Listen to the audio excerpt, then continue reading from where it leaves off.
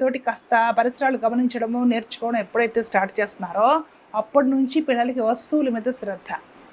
వాళ్ళు 4 కావాలి అంటే అది కూడా ఏదో ఒక్కటి అవసరమైంది అనుకున్నది మాత్రమే వాళ్ళకి తీసి వాళ్ళ చేతిలో పెట్టాలి.